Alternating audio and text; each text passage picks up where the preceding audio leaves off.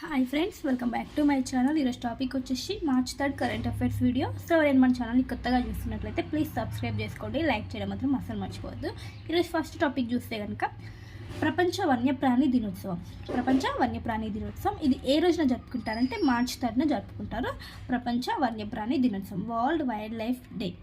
అయితే దీని యొక్క హిస్టరీ చూస్తే కనుక 2013 నుంచి ఈ ప్రపంచ వన్యప్రాణి దినోత్సవాన్ని జరుపుకుంటున్నాం అన్నమాట. సో 2013 డిసెంబర్ 20న జనరల్ అసెంబ్లీ వచ్చేసి యునైటెడ్ నేషన్స్ ఐక్యరాజ్య సమితి యొక్క జనరల్ అసెంబ్లీ తీర్మానించడం జరిగిందన్నమాట. అయితే March 3 అంటే ఏంటంటే 1973 March 3న అంతర్జాతీయ వన్యప్రాణుల వ్యాపారంపై నిషేధం విధించడం జరిగింది ఈ 1973 March 3న. సో 2013 నుంచి ఈ వన్యప్రాణి దినోత్సవాన్ని జరుపుకుంటున్నాము. ఏ డేట్న అంటే March 3న ప్రపంచ వన్యప్రాణి దినోత్సవాన్ని జరుపుకుంటున్నామంట. సో ఈ March 3 యొక్క స్టోరీ ఏంటంటే ఆ రోజున అంతర్జాతీయ వన్యప్రాణుల వ్యాపారంపై నిషేధాన్ని విధించడం జరిగిందన్నమాట. సో ఏ ఇయర్ నుంచి అంటే 2013 నుంచి మనం జరుపుకుంటున్నాము. దీనికి ఐక్యరాజ్య సమితి యొక్క జనరల్ అసెంబ్లీ ఏదైతే ఉంటుందో తీర్మానించడం జరిగిందనమాట. మరి ఈ ఇయర్కి థీమ్ చూస్తే 2025కి థీమ్ చూస్తే కనుక wild life conservation finance investing in people and planet. Wild life conservation finance investing in people and planet అన్నమాట ఈ 2025కి థీమ్. నెక్స్ట్ కరెంట్ అఫైర్ చూస్తే కనుక ఉక్రెయిన్ మరియు యూకే మధ్య రుణ ఒప్పందం అనేది జరిగిందనమాట. ఉక్రెయిన్ మరియు యూకే మధ్య. సో మనం రీసెంట్గా న్యూస్ చూస్తే కనుక ఉక్రెయిన్కి మరియు అమెరికాకి మధ్య వీళ్ళకి జెలెన్స్కీ అండ్ ట్రంప్ మళ్ళీ జేడీ వాన్స్ వీళ్ళందరికీ మధ్య మీటింగ్ జరిగినప్పుడు సో వివాదం అనేది జరిగింది కదా మీటింగ్ అయినప్పుడు. సో ఆ మీటింగ్ అనేది ఫుల్ఫిల్ అవ్వకుండానే క్యాన్సిల్ అయిపోయింది. సో ఆ మీటింగ్ తర్వాత ఈ ఉక్రెయిన్కి మళ్ళీ యూకే మధ్య ఒక రుణ ఒప్పందం అనేది జరిగిందన్నమాట. ఎంత అంటే 2.26 బిలియన్ పౌండ్ల ఒప్పందం అనేది ఈ రెండు దేశాల మధ్య జరిగింది. అయితే ఇప్పుడు ఉక్రెయిన్ వచ్చేసి ఇంత రుణ ఒప్పందం అంటే రుణం తీసుకుంటున్నారు అనమాట. సో దేనికి ఇది యూజ్ చేస్తుందంటే రక్షణ సామర్థ్యాలు అంటే డిఫెన్స్ రంగానికి సంబంధించిన ఇప్పుడు యుద్ధానికి అవసరం కదా డిఫెన్స్ ఎక్కువగా. సో రక్షణ సామర్థ్యాలను బలోపేతం చేసుకుంటుందన్నమాట ఈ రుణంతో. సో ఉక్రెయిన్ మరియు యూకే మధ్య ఈ రుణ ఒప్పందం అనేది జరిగిందనమాట. సో యూకే ప్రధాని ఎవరంటే Keir Starmer and next Ukraine అధ్యక్షుడు వచ్చేసి జెలెన్స్కీ. వీరిద్దరికి మధ్య ఈ ఒప్పందం అనేది జరిగింది. సో గుర్తుంచుకోండి. నెక్స్ట్ కరెంట్ అఫైర్ చూస్తే కనుక బంగ్లాదేశ్ స్వాతంత్ర ఉద్యమంలో భారత్ పాత్రను తగ్గిస్తుందన్నమాట. బంగ్లాదేశ్ స్వాతంత్ర ఉద్యమం ఏదైతే ఉందో దాంట్లో భారత్ పాత్ర ఎంతో ఉందంట. సో ఆ భారత్ పాత్రను తగ్గిస్తుంది. దేంట్లో తగ్గిస్తుంది అంటే అక్కడ బుక్స్ ఉంటాయి కదా స్కూల్ పిల్లల బుక్స్, ఆ పాఠ్య పుస్తకాలలో భారత్ పాత్రను తగ్గిస్తుంది. అంటే ఇంతకుముందు వారి యొక్క బుక్స్లలో భారత్కి సంబంధించిన స్టోరీ కూడా ఉంటుందంట ఎక్కువగా. సో ఆ పాత్రని తగ్గించే దిశగా చర్యలు చేస్తుంది బంగ్లాదేశ్ వచ్చేసి. సో అక్కడ ఏంటంటే ఇప్పుడు ఆ నోట్స్ బుక్స్ ఏవైతే ఉంటాయో పాఠ్య పుస్తకాలలో షేక్ హసీనా, బంగ్లాదేశ్ మాజీ ప్రధాని షేక్ హసీనా మరియు బంగ్లాదేశ్ జాతిపిత అంటే షేక్ హసీనా వాళ్ళ నాన్న అన్నమాట షేక్ ముజిబుర్ రెహమాన్. ఇతంది నెక్స్ట్ ఇందిరాగాంధీ అంటే బంగ్లాదేశ్ స్వాతంత్రోద్యమంలో ఇందిరాగాంధీ గారు కూడా చాలా హెల్ప్ అనేది చేయడం జరిగిందంట. సో వీరి యొక్క చిత్రాలు అనేది ఆ పాఠ్య పుస్తకాల నుండి తొలగించారంట. ఎవరు? షేక్ హసీనా మాజీ ప్రధాని, నెక్స్ట్ బంగ్లాదేశ్ జాతిపిత షేక్ ముజిబుర్ రెహమాన్. ఈ జాతిపిత అనే బిరుదును కూడా రద్దు చేయడం జరిగిందనమాట బంగ్లాదేశ్ వచ్చేసి. సో వీరి యొక్క చిత్రాలను తొలగించారు అండ్ భారతదేశం పాత్రను కూడా తగ్గించడం జరిగింది. సో ఇప్పుడు ప్రజెంట్ వచ్చేసి బంగ్లాదేశ్లో తాత్కాలిక ప్రభుత్వం మహమ్మద్ యూనస్ నేతృత్వంలో తాత్కాలిక ప్రభుత్వం నడుస్తుందన్నమాట. అదని నోబెల్ బహుమతి గ్రహీత మహమ్మద్ యూనస్. సో ఇక్కడ ఏం లేదు, భారత్ పాత్ర తగ్గిస్తున్నారంట పాఠ్యపుస్తకాలు. సో గుర్తుంచుకోండి. నెక్స్ట్ వచ్చేసి ప్రధానమంత్రి ధనధాన్య కృషి యోజన పథకం. ప్రధానమంత్రి ధనధాన్య కృషి యోజన పథకం ఈ స్కీమ్ను వచ్చేసి బడ్జెట్లో ప్రకటించడం జరిగింది. 2025-26లో ఈ ఇయర్ బడ్జెట్లో ప్రకటించడం జరిగిందనమాట. ఈ స్కీమ్ ఏంటంటే ఇప్పుడు వ్యవసాయ ఉత్పత్తి అనేది తక్కువగా అండ్ పంట దిగుబడిని తక్కువగా ఉన్న పొలాలు ఉంటాయి కదా.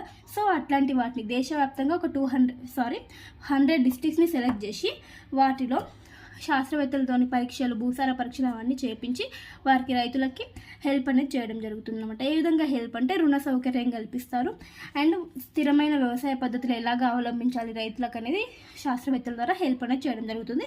సో వెనుకబడిన జిల్లాలో 100 జిల్లాలో దేశవ్యాప్తంగా ఎంపిక చేసిన 100 జిల్లాలో ఈ స్కీమ్ అనేది చేస్తారనమాట. తక్కువ దిగుబడి తక్కువ ఉత్పాదకత ఉన్న పొలాలలో. సో ప్రధానమంత్రి ధనధాన్య కృషి యోజన పథకం. మరి టోటల్గా లబ్ధిదారులు ఎంతమంది అంటే దీని ద్వారా 1.7 కోట్ల మంది రైతులు లబ్ధిదారులు ఉండబోతున్నారంట. సో 2025-26లో ఈ బడ్జెట్లో ప్రకటించిన పథకం ఇది.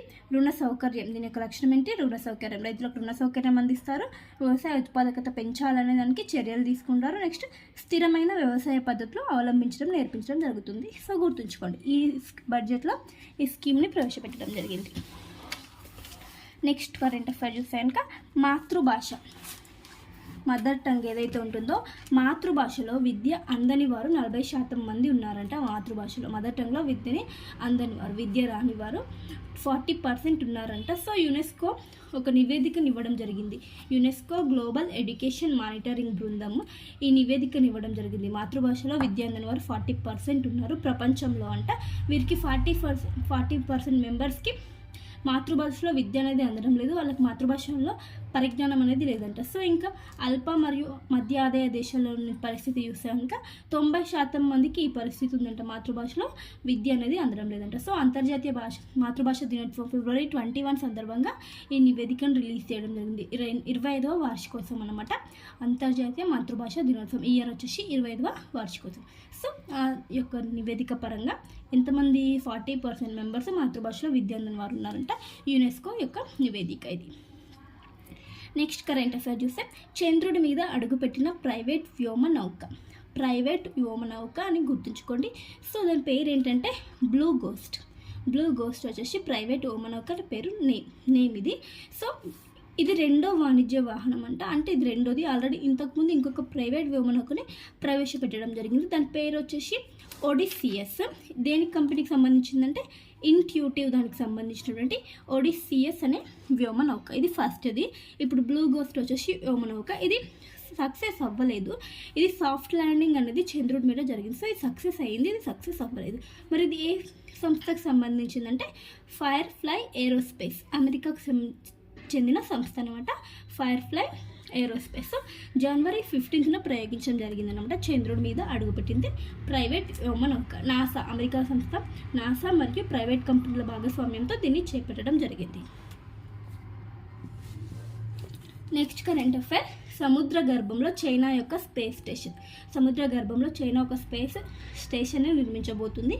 ఎక్కడ అంటే దక్షిణ చైనా సముద్రంలో 6500 అడుగుల లోతులో ఈ స్పేస్ స్టేషన్ని స్పేస్ స్టేషన్ని నిర్మించబోతుంది. సో 2030 నాటికి ఇది అందుబాటులోకి ఉంటుందంటే. మరి దీని యొక్క పర్పస్ ఏంటి, దీన్ని ఏర్పాటు చేయడం అంటే సముద్ర గర్భంలో ఉన్న గుట్టును అంటే ఇంకా మనకు తెలియని పరిజ్ఞానాన్ని తెలియపరిచేందుకు ఈ సముద్ర గర్భ గుట్టును తేల్చేందుకు ఈ స్పేస్ స్టేషన్ని నిర్మించబోతుంది చైనా దేశం. సో ఇందులో 6 మెంబర్స్ని 6 పరిశోధకులను పంపుతారనమాట. ఈ ఎక్స్పెరిమెంట్లో 1 నెల రోజుల పాటు వీళ్ళు అధ్యయనం అనేది చేయడం జరుగుతుంది, స్టడీ చేసి చెప్తారు. సో గుర్తుంచుకోండి, సముద్ర గర్భంలో ఏ దేశం స్పేస్ స్టేషన్ని నిర్మించబోతుంది అంటే చైనా దేశం. నెక్స్ట్ కరెంట్ అఫైర్, సౌర ఫలకాల నుంచి గరిష్ట విద్యుత్ అనేది గరిష్ట విద్యుత్ ఉత్పత్తి చేస్తారంట.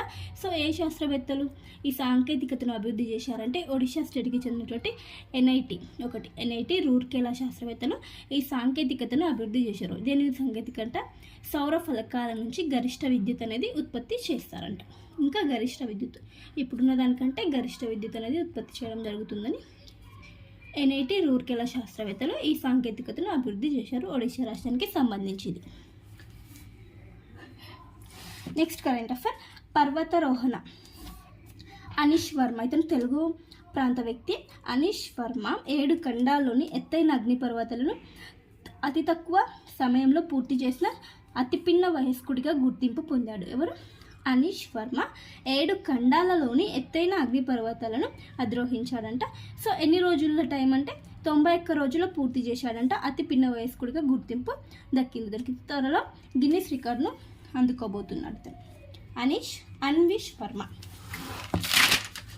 Next current affair, Tesla company వచ్చేసి ఇండియాలో మొదటి షోరూమ్ని ఓపెన్ చేయబోతుంది. ఎక్కడ అంటే ముంబైలో. టెస్లా కంపెనీ యొక్క మొదటి షోరూమ్ ఇండియాలో ఎక్కడ ఏర్పాటు చేయబోతున్నారంటే ముంబైలో ఏర్పాటు చేయబోతున్నారు. నెక్స్ట్ ఇంకొకటి 2వ షోరూమ్, ఇండియాలోనే 2వ షోరూమ్ వచ్చేసి ఢిల్లీలో, మొదటిది వచ్చేసి ముంబైలో ఏర్పాటు చేయబోతున్నారంటే టెస్లా CEO వచ్చేసి ఎలన్ మస్క్. సో మొదటిది ముంబై, సెకండ్ షోరూమ్ వచ్చేసి ఢిల్లీ అని గుర్తుంచుకోండి. నెక్స్ట్ వచ్చేసి 2025 రంజీ ట్రోఫీ ఛాంపియన్స్ విజేత ఎవరు? 2025 రంజీ ట్రోఫీ ఛాంపియన్స్ విజేత వచ్చేసి విదర్భ. విన్నింగ్ టీమ్ ఇది విదర్భ అన్నమాట. సో ఏ క్రీడకు సంబంధించింది అంటే రంజీ ట్రోఫీ ఛాంపియన్స్ అంటే క్రికెట్కి సంబంధించింది. సో 2025 విజేత వచ్చేసి విదర్భ టీమ్ అని గుర్తుంచుకోండి. ఈ టీం వచ్చేసి 3 సార్లు ఇప్పటికీ టైటిల్ని గెలుచుకోవడం 3 సార్లు అంట. నెక్స్ట్ అత్యధికంగా ఈ ట్రోఫీని గెలుచుకున్న టీం ఏదంటే ముంబై వచ్చేసి 42 టైమ్స్ ఈ టైటిల్ని గెలుచుకోవడం జరిగిందంట. సో 2025 రంజీ ట్రోఫీ ఛాంపియన్స్ ఎవరు? విదర్భ టీం అనమాట. నెక్స్ట్ వచ్చేసి ఒక ఫెస్టివల్ అనమాట, లోసార్ ఫెస్టివల్. దీన్ని ఒక మతం వాళ్ళ న్యూ ఇయర్గా అంటే నూతన సంవత్సర వేడుకలుగా జరుపుకుంటారంట. ఈ ఫెస్టివల్ని న్యూ ఇయర్గా పరిగణిస్తారనమాట. సో ఏ మతం వాళ్ళంటే టిబెటన్ అనే బౌద్ధ మతానికి చెందిన వాళ్ళు ఈ లోసార్ ఫెస్టివల్ని న్యూ ఇయర్గా జరుపుకుంటారంట. సో ఇది వచ్చేసి ఎవ్రీ ఇయర్ ఫెబ్రవరిలో కానీ మార్చిలో కానీ వస్తుందంట. సో ఈ ఇయర్ వచ్చేసి 28 ఫిబ్రవరిన ఈ న్యూ ఇయర్ సెలబ్రేషన్ అనేది వీళ్ళు చేసుకున్నారనమాట ఈ లోసార్ ఫెస్టివల్ని. లాస్ట్ ఇయర్ వచ్చేసి Feb 10న ఈ ఫెస్టివల్ అనేది రావడం జరిగిందంట. సో ఎవ్రీ ఇయర్ ఫెబ్ లేదా మార్చ్లో ఈ ఫెస్టివల్ అనేది వస్తుంది. సో గుర్తుంచుకోండి, లోసార్ ఫెస్టివల్ ఎవరికి సంబంధించిన నూతన సంవత్సర వేడుక, బౌద్ధ మతానికి సంబంధించిన నూతన సంవత్సర వేడుకను గుర్తుంచుకోండి. Next current affair, Exercise Desert Hunt 2025 ఎక్కడ జరిగింది అంటే జోధ్పూర్లోని ఎయిర్ ఫోర్స్ స్టేషన్లో ఇది జరిగిందనమాట. February 24 నుంచి 28 మధ్య ఈ ఎక్సర్సైజ్ డిజర్ట్ హంట్ అనేది జరిగింది. సో ఇది ఎన్ని దళాలకు సంబంధించిందంటే త్రివిధ దళాలకు సంబంధించిందన్నమాట. Indian army, Indian navy and Indian air force, ఈ మూడుకి సంబంధించినటువంటి ఎక్సర్సైజ్ విన్యాసం అన్నమాట. సో ఇండియన్ ఆర్మీ నుంచి పారా వాళ్ళు, నెక్స్ట్ ఇండియన్ నేవీ నుంచి marine commandos, Indian air force నుంచి గరుడ దళాలు అనేవి ఈ ఎక్సర్సైజ్లో పాల్గొన్నాయి అనమాట. త్రివిధ దళాలకు సంబంధించిన ఎక్సర్సైజ్. సో ఇది ఏంటంటే 3 దళాల మధ్య పరస్పర అనుసరణ, సమన్వయం, సమగ్రత మెరుగుపరచడమే ఈ ఎక్సర్సైజ్ యొక్క లక్ష్యం అనమాట. సో గుర్తుంచుకోవాల్సింది ఏంటంటే ఎక్సర్సైజ్ డిజర్ట్ హంట్ ఎక్కడ జరిగింది? జోధ్పూర్లో జరిగింది. ఏ డేట్న అంటే February 24 నుంచి 28. ఏ దళాల మధ్య అంటే త్రివిధ దళాల మధ్య జరిగిన విన్యాసం అని గుర్తుంచుకోండి. సో ఇవన్నీ ఫ్రెండ్స్ ఈరోజు ఇంపార్టెంట్ కరెంట్ అఫైర్స్. వీడియో నచ్చితే ప్లీజ్ లైక్ చేయండి, షేర్ చేయండి, అలాగే సబ్స్క్రైబ్ చేసుకోండి. Thank you for watching. Bye.